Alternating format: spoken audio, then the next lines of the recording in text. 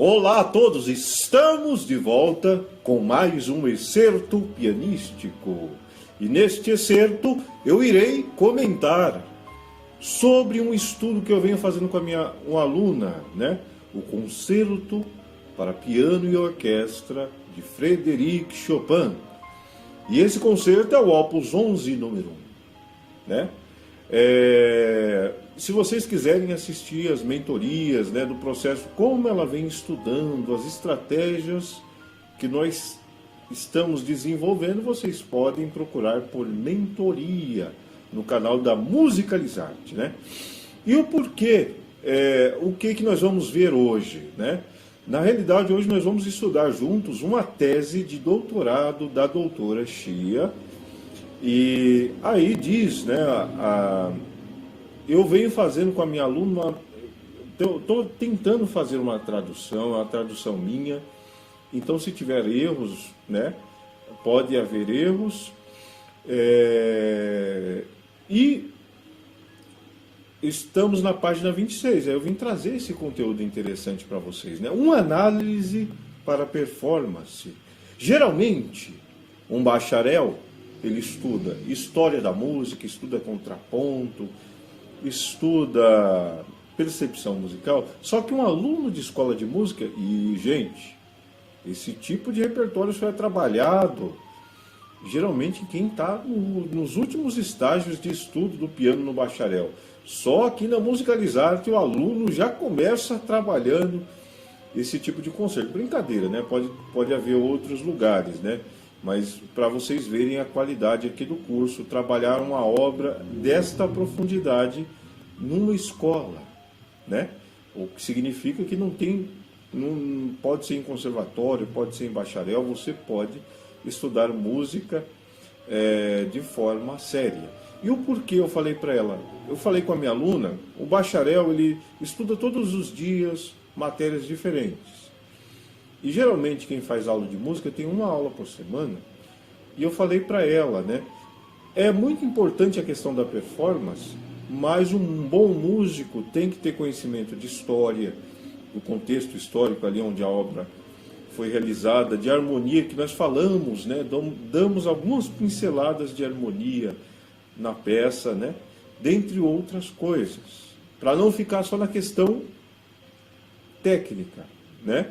E essa tese, eu trouxe essa tese para estudar com ela justamente, está sendo um grande aprendizado para mim, porque geralmente, quando você estuda história da música, você não estuda, não tem como até você estudar de forma aprofundada sobre uma peça em específico, né? Se aprofundar em uma única peça. Então eu também aproveitei para me aprofundar ainda mais nessa peça, né?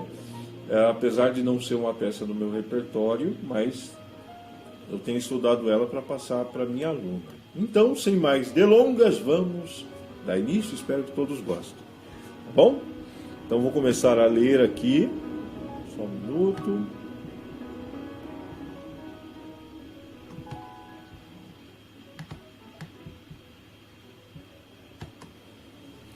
Introdução.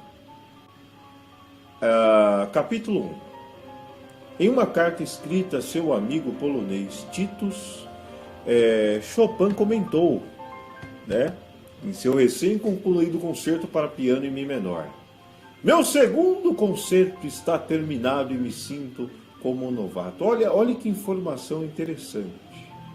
Meu segundo concerto. Mas peraí, não está escrito concerto número 1? Exatamente. Esse concerto, na realidade, ele é o segundo, só que ele foi publicado primeiro. Então, olha aí uma curiosidade interessante, né? Então, agora que começa a ficar estranha a tradução, senti antes de saber qualquer... ele falou que era original demais, né? E até ele mesmo estava tendo assim, uma dificuldade para tocar pela originalidade. O rondó é eficaz e o primeiro movimento allegro é impressionante. Depois de ler a biografia de Chopin durante o verão de 1983, inspirei-me a aprender o concerto. Este trabalho oferece boas oportunidades para os solistas. Então, parece que a doutora Chia se inspirou na biografia de Chopin e resolveu aprender esse desafiante concerto de Chopin, né? Então, continuando a leitura aqui, deixa eu ficar mais para cá para não entrar na frente aí da referência da doutora, né? Que referenciar a doutora. Opa!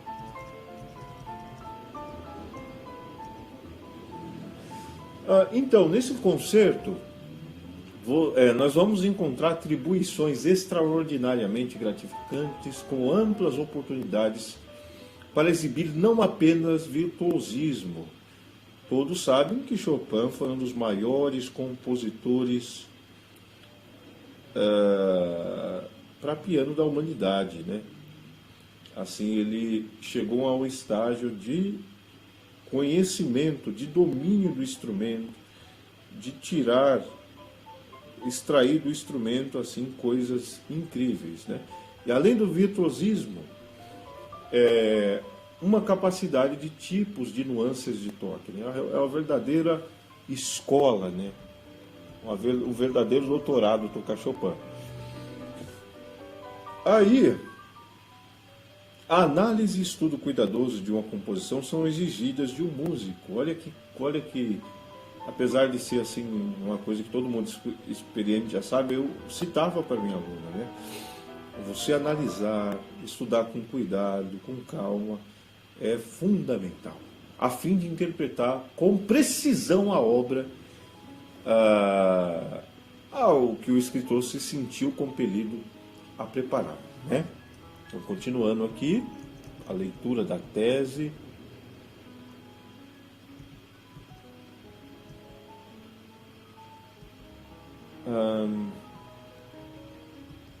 Então, o pianista, né, deve ter isso em mente ao estudar, né, ao trazer isso à tona. As vozes interiores que merecem uma enunciação tão cuidadosa quanto as de Bach. Quando nós tocamos Bach, sabemos que as vozes têm um protagonismo, né? Cada voz tem um protagonismo, né? Geralmente a música do período clássico, a grosso modo, ela é mais vertical, né? Assim, tem uma melodia principal e o resto acompanha. E aqui Chopin ele traz de volta isso, apesar de ser um compositor aí já entrando na metade do período romântico, né? Continuando aí, ó, a interessantíssima tese da doutora. O concerto para piano em Mi menor recebeu muitas críticas, né? Crítica assim, comentários, né, gente? Não é que está criticando para quem não conhece, né? Oferecendo análises temáticas. Tem um autor aqui que eu vou pedir perdão, mas eu não vou saber pronunciar, né? Eu vou soletrar o DANMEIRK-KIRPAL. Ele fez análises temáticas e tonais da peça. Rio oferece uma análise formal muito breve dos 3 movimentos. E agora mais um que eu não vou saber. SLENCZYNSKA. Conecta os ritmos no primeiro e terceiro movimentos com o polonês. Então olha aí, ó, estudo, análises temáticas, análise da harmonia, análise da forma, né? Então é olhar a peça com um binóculo mesmo, né? Devido a essa quantidade limitada de material publicado que trata da análise do concerto em Mi menor, essa escritora fornecerá sua própria análise relacionada à performance. Provavelmente teve poucas, né, apesar de ser belíssimo, antecedentes do concerto. No período romântico, a criação de grandes composições para piano e orquestra era tarefa quase obrigatória para o pianista-compositor, né? Então era de praxe, era regra, um grande compositor criar um concerto para piano, como um concerto para violino, sinfonias, né, naquela época. E aí, eram consideradas demonstrações importantes e foram úteis para o virtuoso, né, porque lhe deram a chance de aparecer em concertos orquestrais com grandes trabalhos, atraindo um público maior do que os recitais solos. Grande foi... então, quando um compositor fazia um concerto, a chance de mais público era maior. Chopin escreveu 6 composições para piano e orquestra. Aí aqui vai falar das peças, né, que ele escreveu, a grande fantasia, variação Opus 2 e assim por diante. Mas o nosso foco aqui é o concerto, né? Essas são as primeiras obras escritas antes de vir para Paris, numa época em que era necessário para o seu sucesso futuro que ele estabeleceu através de